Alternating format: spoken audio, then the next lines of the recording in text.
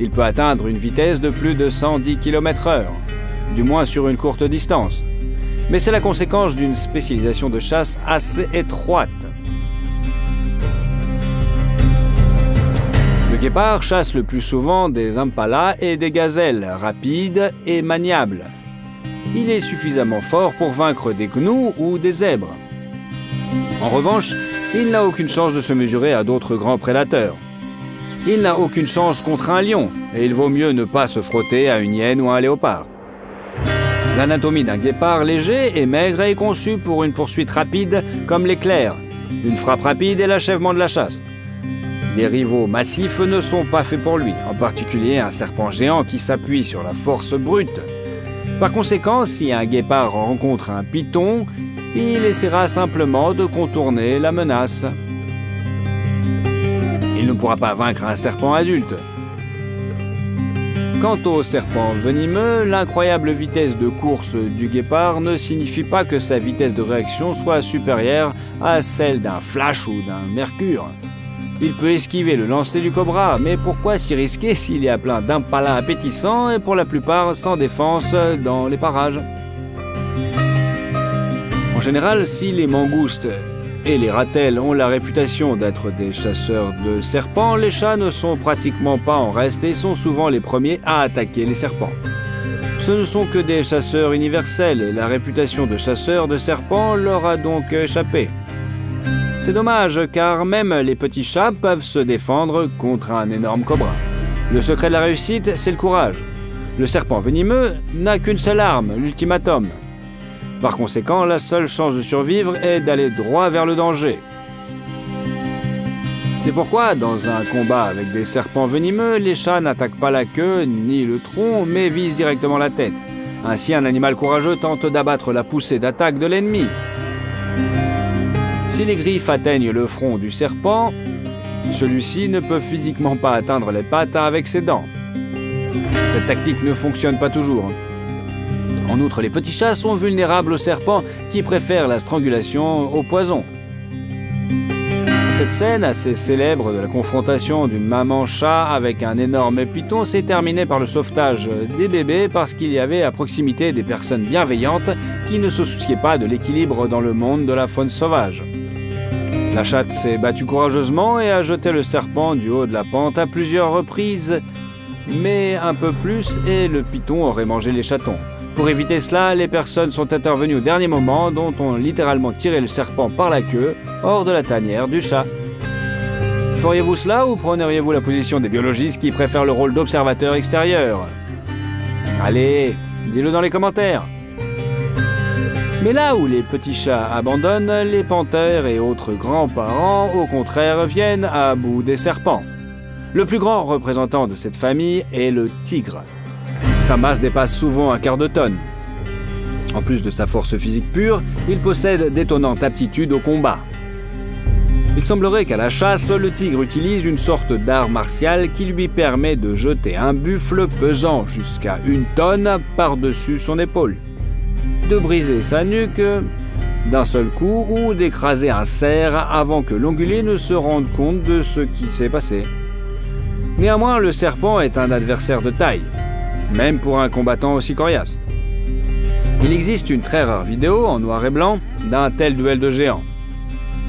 Il faut rendre au tigre ce qui lui appartient. Son attaque franche semble avoir découragé le python. Au lieu de recourir à des tactiques astucieuses, la bête rayée a décidé de s'appuyer sur ce qui ne lui avait jamais fait défaut, la force d'écrasement. Mais le python, surtout s'il est énorme, n'est pas un paquet de chips que l'on peut prendre au supermarché pour grignoter ce soir-là. Le serpent a évité le combat de toutes ses forces. Il a fait savoir à plusieurs reprises au tigre qu'il ne voulait pas se battre, mais le tigre rayé a tout simplement ignoré le reptile et lui a mordu au flanc. Le python a alors été contraint de recourir à son incroyable force. Le tigre a répondu avec ses crocs. Les mâchoires du chat se sont refermées à plusieurs reprises sur la tête et le cou du python. À la surprise du tigre, cela ne suffit pas à mettre fin au combat en sa faveur. Le python mord le tigre par le côté, puis l'entoure de ses anneaux. La force du tigre est incroyable, même avec un tel fardeau, il réussit à sauter plusieurs fois, mais il n'a jamais réussi à échapper à l'emprise du serpent. Le python peut honnêtement admettre qu'il s'agissait d'une légitime défense. En conséquence, le tigre n'a jamais pu se libérer. Au cours de la dernière phase de ce combat gigantesque, il a certainement regretté d'avoir décidé d'entrer en contact avec un serpent 3 fois plus long que lui.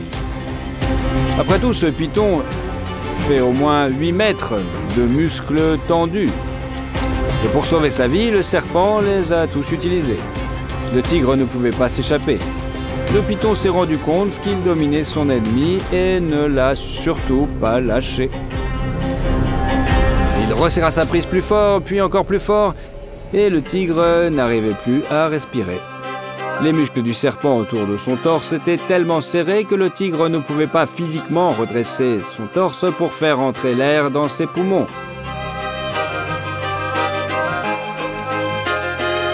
Puis le python a resserré son étreinte encore plus fort pour infliger des dommages critiques aux organes internes du chasseur rayé qui est maintenant devenu sa proie. Il existe également une vidéo relativement récente dans laquelle un tigre et un python nous apparaissent comme les héros d'un western. Les deux combattants se rencontrent sur un chemin étroit, ils se sont arrêtés pour évaluer mutuellement. Qui tirera le premier? Personne. Le tigre se contente de battre en retête et le python ne veut pas se frotter à ce géant. La chasse est une activité dangereuse, mais il vaut mieux se précipiter sur les taureaux que d'essayer de vaincre un énorme serpent.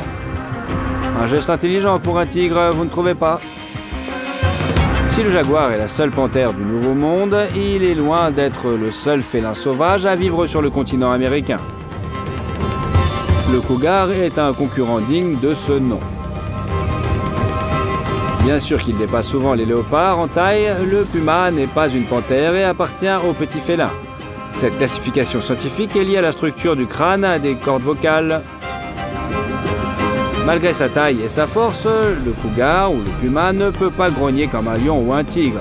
Mais sera-t-il capable de livrer au serpent un combat aussi décent que celui du jaguar? Il s'avère que tout dépend du serpent. En effet, le serpent à sonnette, qui vit principalement en Amérique du Nord, est probablement le serpent le plus rapide du monde. Si l'on ne tient pas compte de la vitesse du lancer, ce reptile mord presque aussi vite qu'une balle vole vers sa cible. Il est presque impossible d'esquiver son élan, sauf pour les animaux exceptionnellement agiles. Il fut un temps où les mangoustes indiennes furent même amenées en Amérique pour que ces animaux aident les fermiers à exterminer les serpents qui mordent le bétail. Mais ces animaux, qui s'occupaient sans problème des cobras chez eux, se sont révélés impuissants face aux serpents à sonnette. Le serpent était tout simplement trop rapide pour eux. Dans un duel entre Crotale et Cougar, mieux vaut donc miser sur le reptile. Ses chances sont plus grandes. Le venin de Crotale a un effet hémotoxine prononcé. Cela signifie qu'il détruit la structure du sang et empoisonne le cœur ainsi que tout le système circulatoire. Même une quantité minuscule de poison, lorsqu'elle pénètre dans le sang, peut venir à bout d'un puma en quelques minutes. Heureusement, il existe un équilibre mystérieux dans la nature. Et plus le poison est terrible, plus il est difficile pour le corps du serpent de le produire. C'est pourquoi le serpent à sonnette ne mord pas toutes les personnes qu'il peut atteindre. Bien que ce serpent n'ait pas peur d'un combat, il essaie de l'éviter jusqu'au bout. C'est pourquoi il a besoin d'un hochet, une structure cutanée spécifique située à l'extrémité de la queue. La coloration masquante, qui lui permet de se faufiler facilement parmi ses proies, rend le reptile presque invisible, même pour un puma. Et pour que le chat ne marche pas accidentellement sur une telle créature, le serpent se trahit délibérément. Il commence à faire claquer le bout de sa queue tout en adoptant une position protectrice. En d'autres termes, le serpent fait tourner son corps comme un grand ressort. Le serpent à sonnette est prêt à tout moment à pointer sa tête vers la cible pour lui infliger une morsure mortelle. Mais il retarde délibérément le coup pour donner à un adversaire choisi au hasard le temps de s'échapper. Et ce n'est que si l'avertissement du serpent à sonnette est ignoré, et en outre si l'on essaie d'attaquer le serpent, celui-ci alors attaque. Et ce puma a agi avec beaucoup de sagesse. Il a décidé d'être prudent lorsqu'il a rencontré un énorme python dans les étendues humides de la Floride. En effet, dans ce cas, le puma va attaquer le serpent à la tête afin de lui briser rapidement la nuque et de ne pas se laisser mordre. Cependant, pendant l'attaque, le python peut avoir le temps de se tordre et de s'enfoncer et d'attaquer le chat, puis d'enrouler son corps autour de lui, de sorte que cette technique n'est pas du tout un succès garanti. Pourquoi ce puma semble-t-il goûter le python et essayer de le mordre au milieu du corps? La réponse est simple.